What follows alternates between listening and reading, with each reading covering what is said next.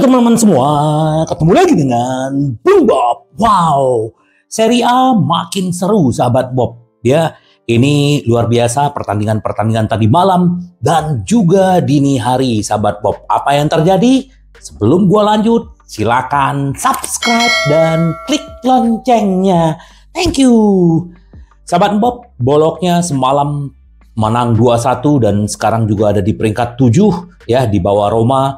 Roma juga menang 1-0 dramatis ya. Ini luar biasa sekali. Gua juga sempat nonton dan ini Monza bermain 10 orang tapi perjuangan mereka luar biasa, tapi kebobolan di menit-menit akhir oleh El Shaarawy ya, pemain Roma.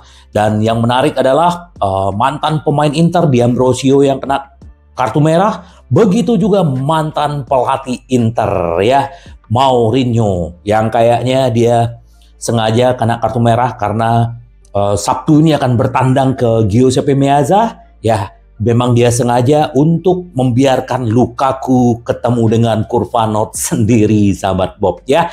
Ini menarik. Nah, terus juga Atalanta semalam juga menang melawan Genoa 2-0. Jadi ya persaingan ini makin ketat. Napoli juga sebelumnya menang, Lazio juga menang. Jadi persaingan-persaingan ini yang menarik. Dan yang satu lagi adalah dini hari tadi jam 1.45 ya, yang selama ini sangat belagu, dingin di puncak, ternyata di kandang sendiri dibungkam oleh Juventus, yaitu Milan, sahabat Bob. Jadi Milan tadi malam, tadi pagi gue juga sempat nonton sampai selesai.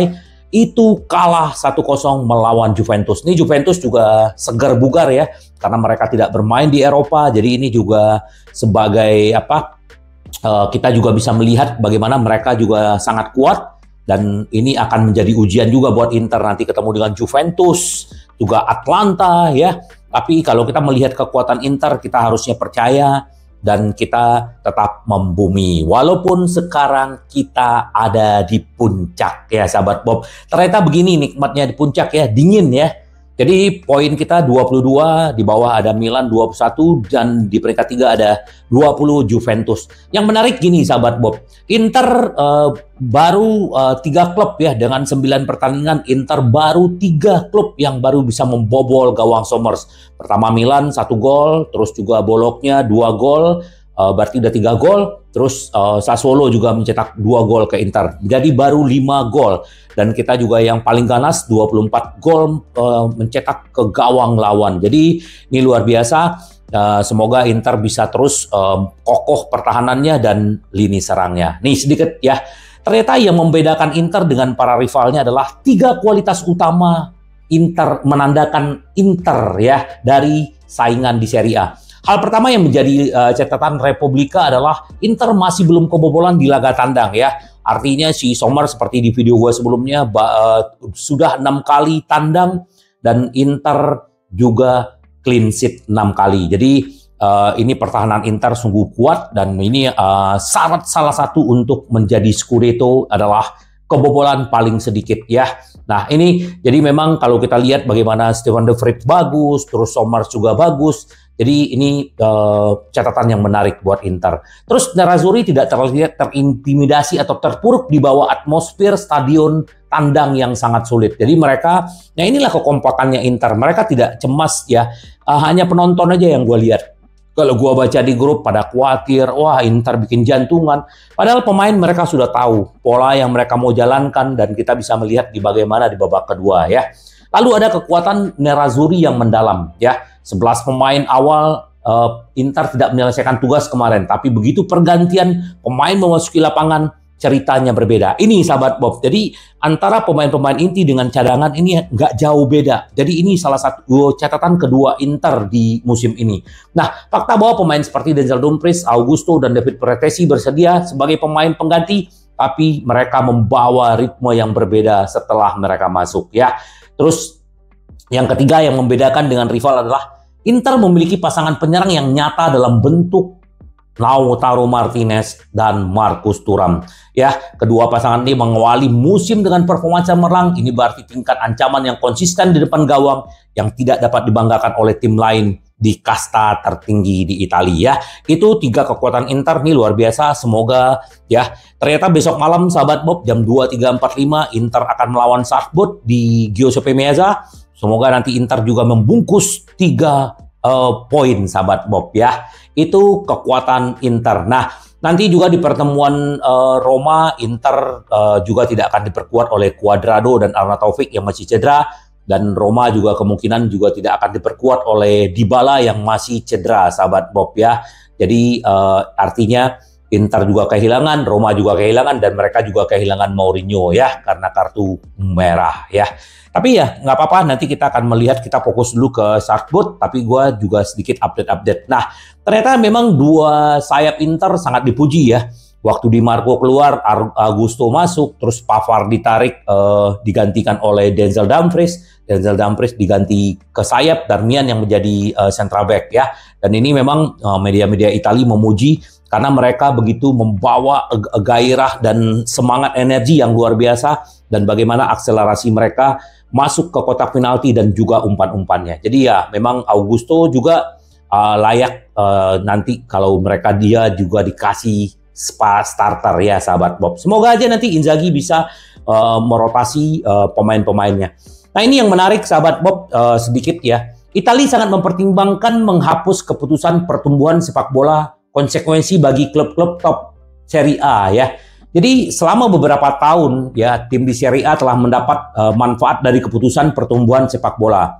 Kebijakan tersebut merupakan insentif ekonomi untuk mendatangkan tenaga kerja asing di Italia. Pada dasarnya berdasarkan keputusan pertumbuhan, tarif pajak atas upah pekerja menentu yang memenuhi syarat yang lebih rendah. Jadi ya sekarang intinya gini, tim Serie A khusus yang berada di papan atas mampu mendatangkan pemain-pemain hebat dan besar tanpa perlu mengeluarkan uang banyak seharusnya yang mereka harus keluarkan. Karena itu ada kebijakan dari Italia ya sahabat Bob.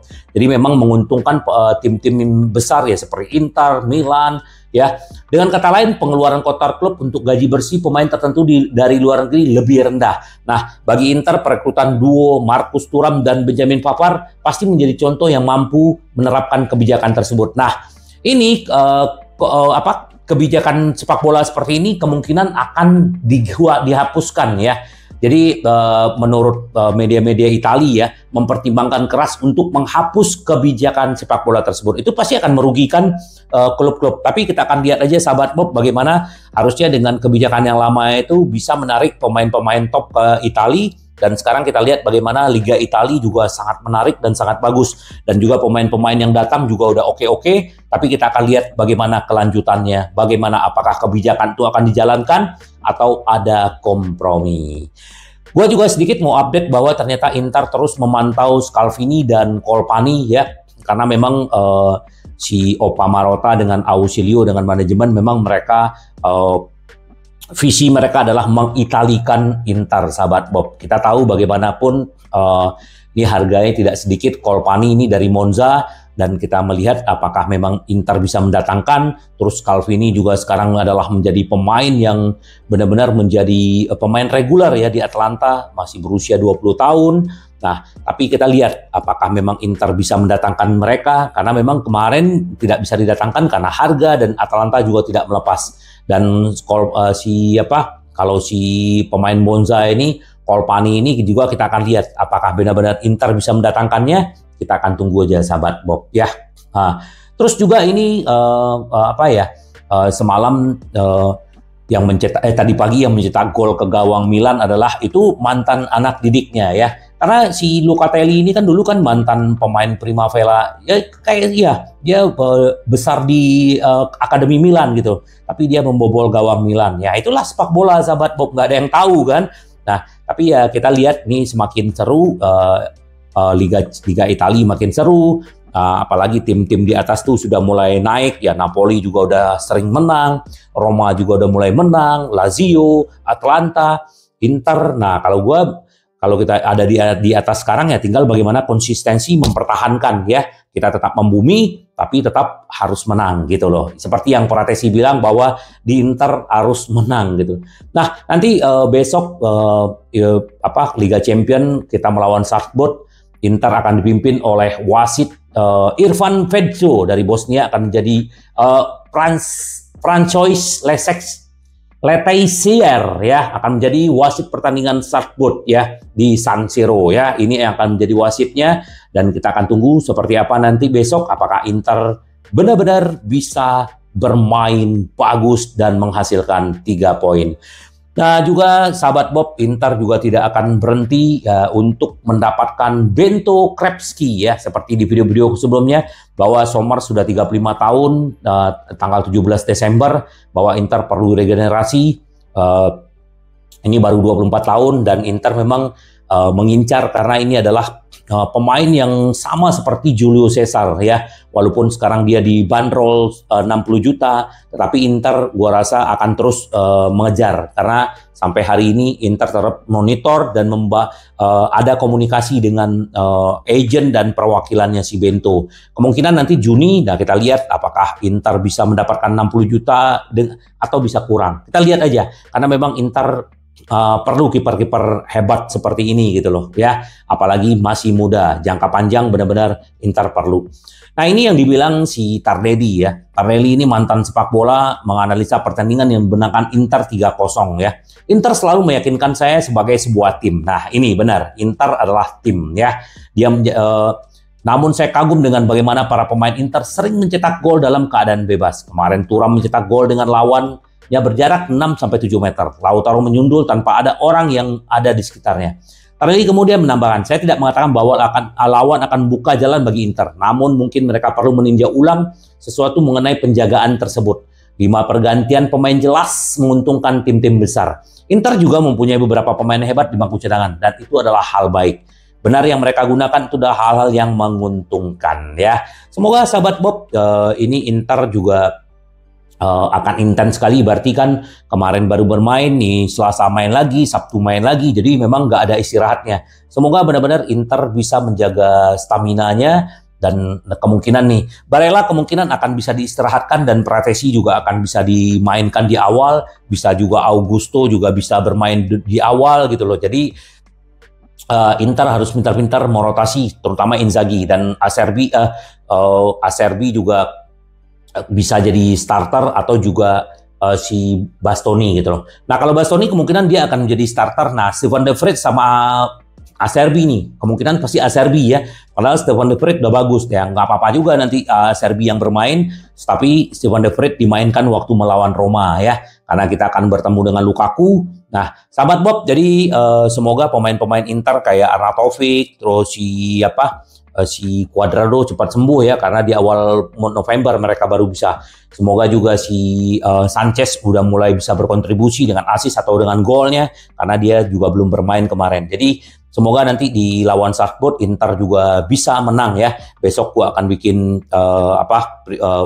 bagaimana peluang Inter untuk memenangkan pertandingan besok sahabat Bob. Jadi kita tetap semangat ini sahabat Bob ya. Apalagi kita di puncak, happy dan membumi. Karena Inter kita selalu menang, menang, menang. Sampai ketemu lagi dengan Bung Bob. Bye bye. Ci variamo. Yes.